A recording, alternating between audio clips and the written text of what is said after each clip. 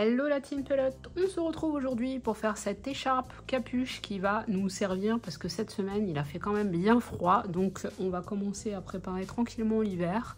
Vous allez voir, c'est hyper facile à faire, ça monte très vite parce que c'est du crochet numéro 7 avec un gros fil, c'est vraiment simple. Allez hop, c'est parti.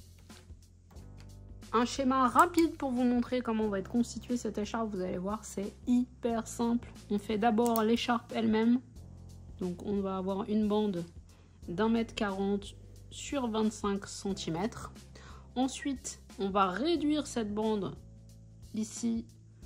Ce sera plus au milieu que ça. On n'aura plus que 50 cm toujours sur une hauteur de 25. Ça fait un peu gâteau d'anniversaire. Et enfin, on aura la dernière bande ici, qui sera la bande centrale, puisque la capuche, en fait, on va avoir au-dessus de la tête, donc cette dernière bande que nous allons monter sur les côtés, donc la capuche à proprement dit, et sur les côtés l'écharpe comme ça. J'ai fait les beaux-arts, ça se voit tout de suite. Allez hop, on y va. Pour cette écharpe capuche, je vais utiliser la Tweed Chunky de chez Papatia. Papatia, c'est une nouvelle marque que j'ai intégrée sur marlinis.com. C'est pas mal de pépites quand même, donc j'ai pas toute leur gamme, loin de là, mais je vais intégrer ça au fur et à mesure.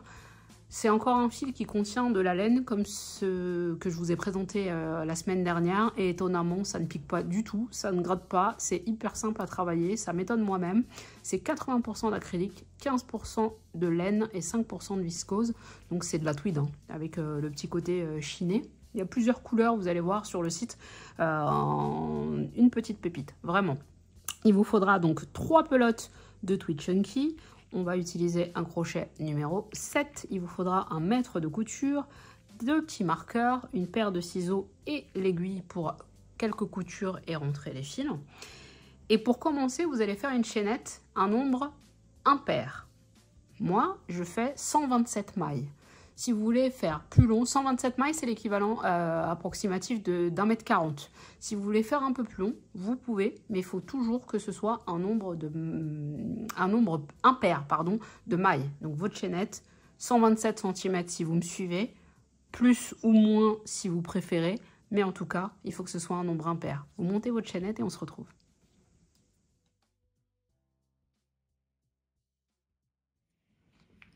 Pour la vidéo, moi j'ai monté que 11 mailles, mais vous aurez compris que ça vaut pour le nombre de mailles que l'on souhaite, tant qu'on commence avec un nombre impair. Une fois que vous avez votre chaînette, vous allez faire 3 mailles en l'air supplémentaires. 1, 2, 3. Dans ce projet, ces 3 mailles en l'air supplémentaires et uniquement celles-ci vont faire office de bride. Donc vraiment, ces 3 premières-là, après on n'en parle plus. Donc les 3 premières, elles font office de bride. Donc on va venir piquer pour faire la deuxième bride dans le 4e maille à partir du crochet. 1, 2, 3, 4. Je vais piquer ici pour faire une maille. Pour faire la maille, j'enroule mon fil autour du crochet. Je pique dans la maille. Je ramène le fil. J'ai 3 brins sur mon crochet. Un jeté, 2 brins. Un jeté, 2 brins. C'était un petit rappel des brides pour celles et ceux qui sont les plus débutants. On va faire, dans chacune des mailles que nous avons montées, on va faire comme ça une bride. Donc on a fait une chaînette de départ qui était un nombre impair, mais avec les 3 mailles en l'air qu'on a ajoutées ensuite qui font office de bride, nous aurons donc un nombre de brides pair. Et ça, c'est important pour la suite du point. Donc, notre tout premier rang est entièrement composé de brides. On va commencer le rang 2. Le rang 2, on retourne le travail. Moi, j'aime pas les démarrages en 2 mailles en l'air, 3 mailles en l'air, j'aime pas ça. Je vous montre comment je fais. J'ai pas toujours la même technique, mais là, je vous montre comment j'ai fait avec ce fil-là qui est quand même assez épais. Donc là, j'ai retourné le travail. Je vais piquer tout de suite dans la toute première maille ici. Et hop, je vais ressortir mon fil comme ça. Je vais faire un jeté, un seul brin, un jeté, 2 brins. C'est l'équivalent d'une demi-bride, c'est l'équivalent des 2 mailles en l'air que moi je trouve beaucoup trop maigrichonnes. Voilà. Ici, dans cette première maille, il n'y a que ça, l'équivalent d'une demi-bride. Après, on va faire des demi-brides croisées. Demi-bride croisée, pas compliqué. La demi-bride, on va la placer, alors on va sauter une maille, on passe ici, dans la seconde. La demi-bride, c'est, on fait un premier jeté, on pique dans notre maille, on ressort le brin, on a 3 brins sur le crochet, on fait un jeté et on passe dans les 3 brins en une fois. On va venir faire la seconde dans la maille qu'on avait sautée. On va revenir en arrière en fait. On fait notre jeté, on revient en arrière, on pique dans la maille qu'on avait délaissée, on ressort, on a 3 mailles sur le crochet, un jeté, on passe dans les 3 brins en même temps. C'était un rappel sur les demi-brides cette fois-ci. On saute une maille, on passe dans celle d'après, on fait une autre demi-bride et on revient sur nos pas. La maille qu'on a sautée, on fait une demi-bride à l'intérieur. On saute une nouvelle maille, on ne se trompe pas, on saute cette maille-là, on va piquer ici, une première demi-bride, on revient sur nos pas, une seconde demi-bride, là j'ai dédoublé le fil, ça passe pas, hop, la seconde demi-bride. Et donc on commence à voir le motif se former, enfin la petite fantaisie. On saute une bride, on va ici, pareil, une demi-bride, on revient sur nos pas, une seconde demi-bride, ça les croise. Et là, il nous reste 3 mailles à travailler. Donc, pareil, je saute une bride. Vous, ce sera à la fin du rang, hein, vous n'avez pas que 11 mailles à faire. Je fais ma première bride, je reviens en arrière pour faire la deuxième. Et tout au bout, là, je place ma demi-bride individuelle comme en début de rang. Donc voici à quoi ça va ressembler. Je vous conseille de mettre un marqueur sur la toute première maille ici, surtout si vous êtes débutant. Et pas tout de suite sur la première parce qu'on va la travailler, mais j'ai le marqueur à côté de moi. On retourne le travail. On va faire l'équivalent cette fois-ci d'une bride. Donc pour moi, pas 3 mailles en l'air. Je vous montre comment je procède. Je pique ici tout de suite dans la maille comme j'ai fait tout à l'heure. Je ressors un brin. Je fais un jeté. Cette fois-ci, je passe dans les 2 brins. Ici. Donc ça fait une maille serrée. Et je vais faire une nouvelle maille serrée sur cette maille serrée. Donc pour ça, je vais écarter les brins là pour vous montrer où je vais passer. Je le fais pas avec mes doigts hein, normalement. Hein. On va passer dans cet espace. Donc je passe entre les 2 brins là. Je récupère mon fil. J'ai de nouveau 2 brins sur mon crochet et je fais une deuxième maille serrée. Donc c'est une maille serrée sur une maille serrée. C'est l'équivalent d'une bride. C'est aussi l'équivalent des 3 mailles en l'air que souvent on fait. Ce rang là, aucune question à se poser. On met une bride dans chaque maille. Avant de commencer, donc là j'ai ma première, j'ai ma deuxième. Dans ma toute première, je vous conseille de mettre un marqueur. Les plus aguerris, vous n'en aurez pas forcément besoin. Les plus novices, je vous conseille vraiment de le faire pour ne pas louper la dernière maille qui a tendance à s'effondrer. Regardez comment elle est un peu sur le côté là. J'ai mis le marqueur dedans, mais elle est un peu effondrée sur le côté. C'est souvent le cas. On dit qu'elle s'effondre en fait, les mailles du bout. Donc autant mettre le marqueur pour vous souvenir qu'ici, il va falloir piquer. Et pensez éventuellement à compter vos mailles régulièrement pour ne pas avoir de surprise. Donc le rang numéro 3, c'est l'équivalent du rang numéro 1. Ce ne sont que des brides.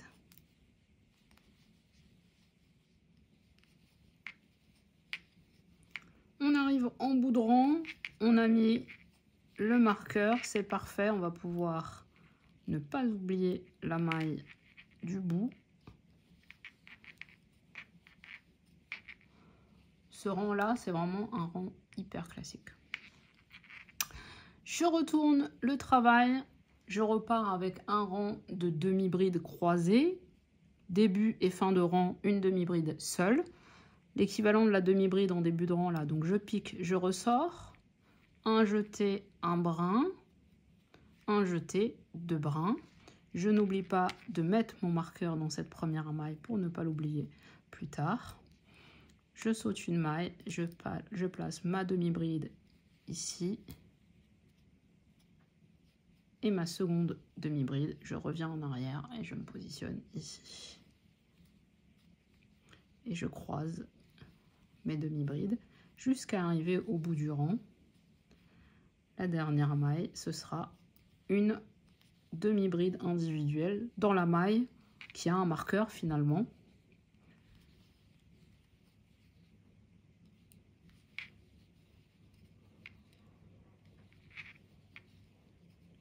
La maille est marquée ici, hop, j'enlève le marqueur et je fais ma dernière demi-bride.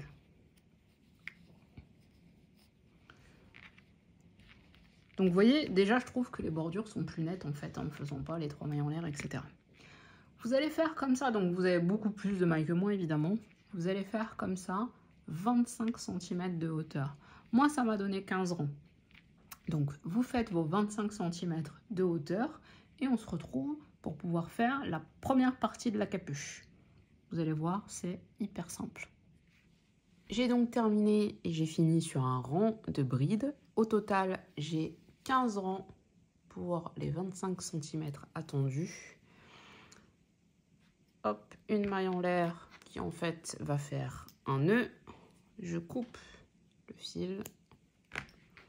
Cette maille en l'air, je la tire, ça fait un nœud, ça ne se défait plus.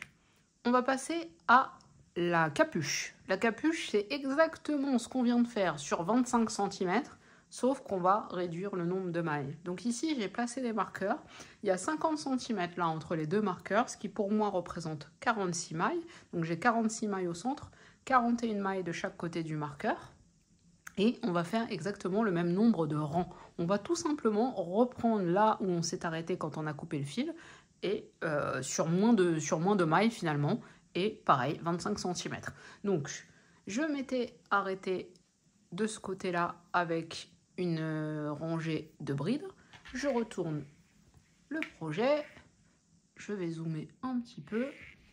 Je me mets au niveau du marqueur ici, donc je vais repartir dans ce sens-là avec mes demi-brides croisées. Je fais un nœud coulant.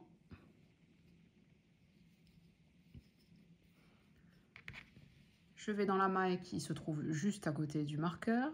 Je repasse dedans, je récupère mon nœud et je le fais passer dans la maille. C'est comme si j'avais une maille en attente ici. Donc je fais 2 mailles en l'air juste pour bloquer le fil. Et dans la même maille, en essayant de camoufler mon fil de réserve ici dans mes mailles, dans la même maille ici, je vais faire une demi-bride. Donc la demi-bride que vous connaissez bien, début et fin de rang. Donc on commence la reprise comme ça et après on refait exactement ce qu'on a fait sur le reste de la capuche avec nos demi-brides croisées. Troisième et dernière partie de cette écharpe capuche qui va nous permettre de faire l'assemblage. On va faire la bande qui va se retrouver sur la tête en fait, puisque on a la capuche ici. Et donc on va faire la partie qui va être ici au-dessus de la tête. J'ai déjà mis les marqueurs parce qu'on va faire exactement ce qu'on vient de faire. Donc on a fait la première partie qui fait 1,40 m, la deuxième partie qui ne fait que 50 cm. Et là, on divise par 3. On prend les mailles centrales en respectant le fait que ça doit être un nombre pair. Donc ici, moi j'en ai, je ne sais plus, je crois que j'en ai 14 au milieu. J'ai pris mes 14 mailles centrales et je vais reprendre mon point exactement comme je l'ai fait sur la partie 2. Là, on s'est arrêté sur un rang de demi-bride croisée. J'ai coupé mon fil ici. Je vais retourner le travail et je vais repartir sur des brides. Pour savoir combien de centimètres je dois faire, donc le montage va se faire comme ça, hein, vous allez mesurer la partie entre le marqueur et le bord de la capuche. Donc en l'occurrence, moi j'ai à peu près 15 cm et demi. Donc ici, ma bande, je vais la monter sur environ 15 cm et demi. S'il y a un tout petit dépassement, ne vous inquiétez pas. Avec la couture et la bordure après de finition, on ne verra rien. Ça va s'équilibrer tout seul. Donc là, vous repartez exactement comme on a fait un peu plus bas pour le démarrage de la capuche. On fait donc un nœud coulant. On se positionne dans la maille juste à côté du marqueur. Je repasse mon fil. Cette fois-ci, je commence par 3 mailles en l'air parce que c'est mon rang de bride. 1, 2, 3. Ces 3 mailles en l'air, je ne les considère pas comme une bride à proprement dite. Donc, je refais une bride en fait dans le même espace. J'ai ainsi recommencé un rang de bride. Oula. J'ai ainsi recommencé donc le rang de bride. Et je vais pouvoir faire mes 15 cm et demi. Comme ça, toujours pareil, le même point, un rang de bride, un rang de demi-bride croisé. Donc vous connaissez par cœur. N'oubliez pas de bien mesurer entre votre marqueur et le bord, c'est ce qui va vous donner la hauteur de cette dernière partie qui permettra donc l'assemblage. On fait nos centimètres et on se retrouve. Alors, pour vérifier qu'on a la bonne longueur, donc on est là. Je vous remets pour que vous compreniez où on en est. J'ai fait ma dernière partie qui me permettra d'assembler. Et là, je m'assure d'avoir mes 15 cm et demi, en tout cas assez de longueur pour pouvoir assembler sans avoir de débordement, trop de débordement ici d'un côté ou de l'autre. Largement faisable une fois que ce sera cousu. Donc là, c'est bon. Je vais pouvoir couper le fil. Et on va pouvoir assembler.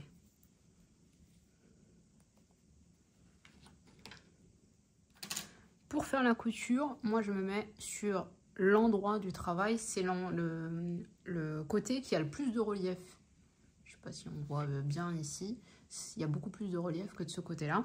Après, si c'est l'autre côté qui vous plaît le plus, vous pouvez faire comme vous voulez. On va prendre donc le fil, une grosse aiguille. On est donc sur l'endroit du travail et pour pouvoir être bien bord à bord du côté visage, on va commencer la couture sur la partie visible en fait, donc du côté visage. On va commencer par, donc on prend 2 brins de ce côté-là en fait, on va piquer comme ça, on va prendre les 2 brins à chaque fois. De l'autre côté, je vais vous montrer.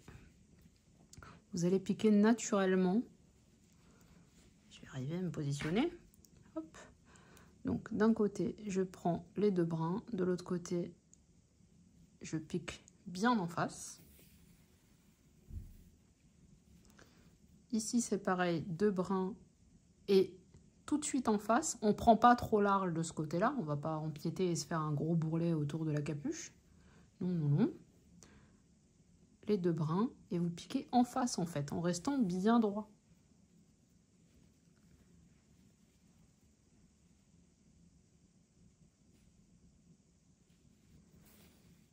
Et donc on va jusqu'au bout de la capuche où là on va faire une petite manipulation pour pas qu'on ait une pointe de chaque côté de la tête, mais très simple, hein, vous allez voir. Donc j'arrive ici au bout de la capuche, on voit là, je passe mon cil dans tout le dernier espace. Et là, pour pas avoir une pointe qui se forme à l'angle, on va repiquer au milieu de nos 2 brins là. On repique, on ressort pas en dessous, on tire un petit peu, ça va casser la pointe en fait. Et ensuite, on peut ressortir par ici pour pouvoir correctement finaliser, rentrer nos fils, etc. etc. C'est vraiment la petite manipulation à faire, c'est de repiquer par le bas pour que la pointe en fait se mette à l'intérieur. Donc là, on rentre les fils, on ajuste tout ça. On va également rentrer les fils proprement sur le bord de la capuche d'un côté et de l'autre. Moi, c'est déjà fait. Et on va faire juste une petite bordure pour que ce soit une belle finition, que ce soit joli, au moins autour du visage. Et cette finition, vous pourrez également la faire au bout de l'écharpe. C'est vous qui verrez, je vous montre. C'est donc parti pour la bordure de finition. On va, donc là, j'ai l'intérieur de la capuche et là, c'est l'extérieur. Voilà, j'ai positionné ça comme ça. On va venir commencer cette jolie bordure, cette bordure de finition ici. Là où on avait fait notre séparation en fait entre l'écharpe elle-même et la capuche. Donc on vient ici, on va prendre un fil de réserve assez grand pour pouvoir après faire une toute petite couture. Donc quand je dis assez grand, c'est 20-30 cm. On fait un nœud coulant. On va zoomer. Hop. On vient se placer dans cette maille de départ ici. Je récupère mon nœud. Je laisse mon fil de réserve en réserve. Je fais 3 mailles en l'air. 1, 2, 3 qui ne comptent pour rien. Je fais une bride dans cet espace. Et vous allez voir naturellement, en fait, il y a des espaces qui sont là, naturellement, de par le travail qu'on a fait tout à l'heure. Et donc, du coup, on va placer tout simplement une bride dans chacun de ces espaces. Donc ça, c'est pour les côtés de la capuche. Quand on va arriver... Alors, quand vous arrivez aux coutures, vous allez voir... au niveau de la couture, forcément, l'espace naturel dont je vous parle, là, il n'est pas forcément là. Vous forcez un petit peu, sinon vous allez avoir deux brides hyper espacées, ça va pas être joli. Quand on arrive sur le devant de la capuche, c'est pas compliqué, hein. Les mailles, elles se présentent à vous tout bêtement. Donc, on fait une bride par maille. On fait bien attention à en planter une dans la couture et on redescend de l'autre côté. Et on s'arrête là où on a commencé, à la jointure entre l'écharpe elle-même et la capuche. Donc, on fait un premier tour comme ça, uniquement des brides. J'ai fait la dernière bride de ce premier rang de bordure. Là, c'est le bord de l'écharpe. Je vais venir fermer ce rang de bordure en faisant une maille coulée dans la toute première maille ici. Une deuxième maille coulée, puis une troisième pour pouvoir recommencer un tour sans avoir à coudre de ce côté-là. De l'autre côté, on s'est laissé un fil de réserve qui va nous permettre après en fait, de faire la petite couture pour que la bordure qui va dépasser là puisse être accolée à l'écharpe. Mais de ce côté-là, par un jeu de mailles coulées, on a rejoint les deux bouts. On n'aura pas besoin de faire de couture. Donc j'ai fait 3 mailles coulées ici. Je retourne mon ouvrage. Je ne m'occupe pas des 3 mailles que je viens de faire. 1, 2, 3.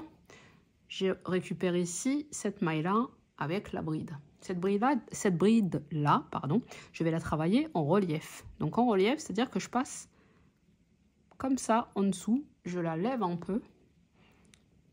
Et elle va avancer en fait. Donc je fais la bride normalement. Et ça va créer un relief. Elle va être un petit peu avancée. Celle d'à côté, je la fais de façon normale. La suivante, je la prends en relief, donc par en dessous. Et on va alterner comme ça, une bride normale, une bride en relief par l'avant.